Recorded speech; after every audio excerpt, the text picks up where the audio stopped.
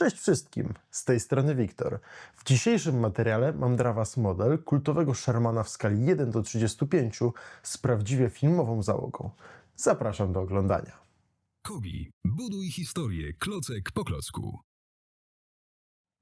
M4A2E8 Sherman, znany również jako Easy 8, to amerykańska wersja czołgu średniego M4 Sherman wprowadzona pod koniec II wojny światowej. Wyposażony był w lepsze zawieszenie HVSS oraz długolufową armatę kalibru 76 mm, co poprawiało stabilność i celność pojazdu. Dzięki lepszemu opancerzeniu i mobilności Easy 8 był bardziej skuteczny w walce przeciwko niemieckim czołgom średnim, a jego prosta konstrukcja ułatwiała produkcję i naprawy. Tak prezentuje się omawiany Sherman Easy 8 z klocków konstrukcyjnych Kobi. Model wykonany jest w skali 1:35 i doskonale widać wszystkie szczegóły konstrukcyjne omawianego modelu. Między innymi bardzo dobrze widać wspomniane przeze mnie wcześniej nowe zawieszenie, które toczy się bez najmniejszego problemu i jest to doskonały element tego modelu, w którym można bez problemu się bawić. Oprócz tego widać bardzo dobrze i starannie wykonany korpus tego pojazdu i widać też charakterystyczny element dla pojazdów już z końca wojny. Spójrzcie na te przednie tutaj płyty, one nie były odlewane tak jak pierwsze czołgi M4 Sherman, tylko były już spawane i było to bardzo duży krok naprzód w porównaniu do poprzednich, wczesnowojennych jeszcze maszyn. Oprócz tego, skoro już jesteśmy przy tej przedniej płycie, to widać tutaj masę tych szczegółów, różnych takich tobołów, tak więc widać, że jest to naprawdę frontowy pojazd, który już wiele ma za sobą.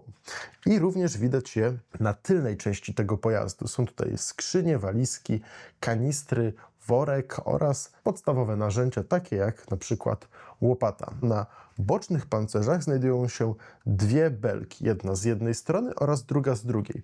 Charakterystyczne belki były bardzo przydatne, kiedy pojazd mógł się zakopać w terenie. Wtedy taką belkę przywiązywano do gąsienicy pojazdu i belka pomagała naszemu pojazdowi wydostać się z grząskiego błota. Tak więc było to bardzo przydatne, kiedy pojazd nie domagał w terenie. Nasz Sherman, mimo tej, powiedzmy sobie szczerze, małej skali, bo tylko 1:35, ma odwzorowane dwa włazy. Jeden dla radiooperatora, który przy okazji obsługiwał karabin maszynowy Browning, który jest tak tutaj bardzo ukryty, ale również jest właz dla kierowcy naszego Shermana. Jak już jesteśmy przy włazach, to oczywiście nie mogło zabraknąć włazu dla dowódcy, który jest odwzorowany na wieży. Charakterystyczny właz jest bez problemu otwierany i jest też mniejszy właz dla ładowniczego, który niestety nie jest otwierany, jest to tylko odwzorowany za pomocą nadruku. Oprócz tego, jak już jesteśmy przy wieży, to warto wspomnieć o licznych nadrukach, które tutaj się znajdują.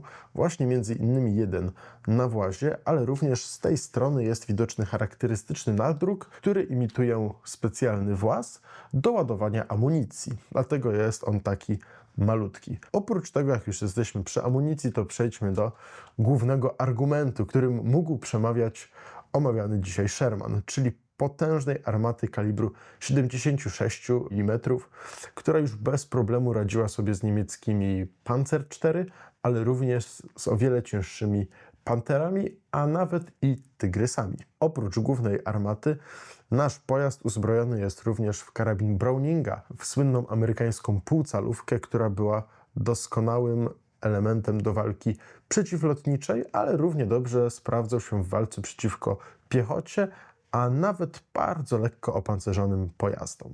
Wspominałem wcześniej o tylnej płycie, na której znajdują się różne szczegóły konstrukcyjne, ale dzięki temu, że płyta jest zdejmowana, możemy zajrzeć do środka naszego pojazdu, gdzie widoczny jest odwzorowany silnik. I bardzo fajny szczegół, że w pojeździe o tak małej skali, bo mimo wszystko jest to skala 1:35, udało się odwzorować ten charakterystyczny amerykański silnik. To, dzięki czemu nasz Sherman jest jeszcze bardziej ekskluzywny, to w pełni odwzorowana 5-osobowa załoga. Jest w tym zestawie ładowniczy, który w swojej dłoni trzyma charakterystyczny klucz francuski. Widać tutaj charakterystyczny amerykański kombinezon, który jest na szelkach. Jest to taki standardowy kombinezon roboczy. Oprócz tego mamy również celowniczego, który ma charakterystyczny hełm pancerniacki z goglami. No tutaj również widać amerykańską taką pancerniacką kurtkę, widać również jego stopnie, tak więc również jest to bardzo, bardzo ciekawa figurka. Nie zabrakło również naszego radiooperatora, który przy okazji obsługiwał karabin maszynowy Browninga, a w dłoniach trzyma amerykański pistolet M3 Grease Gun, czyli legendarną smarownicę. No i oczywiście, jak już jesteśmy przy radiooperatorze, to nie może zabraknąć kierowcy. Kierowcy, który ma na dłoniach charakterystyczne brązowe rękawiczki. Pamiętajmy, że jest to osoba, która musi tam pracować przy tym silniku, przy skrzyni biegów, tak więc dobrze mieć jakieś zabezpieczenie na dłoniach. Nie zabrakło również stopni, widać odznakę oddziałów pancernych, charakterystyczną trójkolorową, tak więc jest to również bardzo, bardzo ciekawa figurka. No i oczywiście w tym całym zestawie musi być dowódca. Dowódca, który uzbrojony jest bardzo ciekawą broń, bo jest to zdobyczny niemiecki karabinek automatyczny STG-44. Oczywiście nasza figurka również ma na obu ramionach charakterystyczne amerykańskie oznaczenia. Na głowie ma hełm czołgisty z założonymi goglami, a jego twarz jest brudna od frontowego kurzu i pyłu bitewnego. Zwieńczeniem naszego zestawu jest charakterystyczna tabliczka wraz z nazwą zestawu, gdzie oczywiście pisze Sherman M4A2E8 76W oraz jest przedstawiona skala naszego modelu, czyli skala 1:35. To już wszystko na dziś. Dajcie znać o swoich wrażeniach w komentarzach pod tym filmem.